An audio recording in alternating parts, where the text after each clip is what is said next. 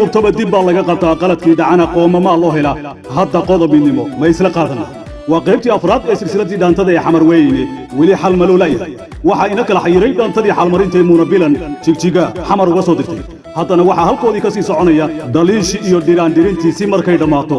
wax midho dhala uga soo baxo xamar waa caasimadda keliya ee caalamka ee nibiriga iyo barmuuda ka daran oo wixii galaa soo noqonayn oo dhallaanka iyo hooyada laga ohiya dhibbanahana aan la dhagaysanayn muqdisho waa meesha keliya uu ka dhacay qarax ka mida kuwii ugu darnaa dunida haddana laga socday oo wax layska yidhi uusan jirin bal adiga isweydiiyo dilkii hogaamiyihii gobolka banaadir injineer yariisow xaggee ku dembeeyey soomaaliya waa dalka keliya ee hal dad ku nool yihiin ee federation doortay taasoo keentay in kalama adkaan la noqdo qadfi maaye anoon qofna magacdhabayn qabqablaha siyaasiga qaar ka mida iyo qaatiliin dhiigga qurqurinaya iyo qoom ibliis duufsada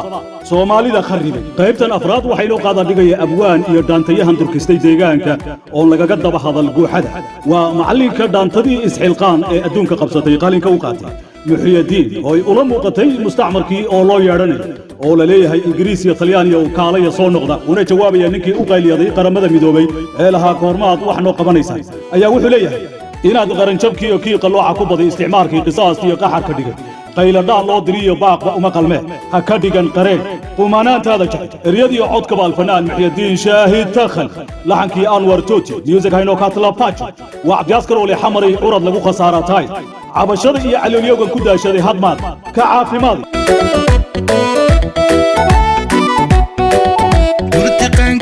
iyo weedhanqee maale ee qaynuhunka iyo ku qodoma waxyu hawanada qore ka qisoodayo qodobada barkood ma isla qaada dhignaa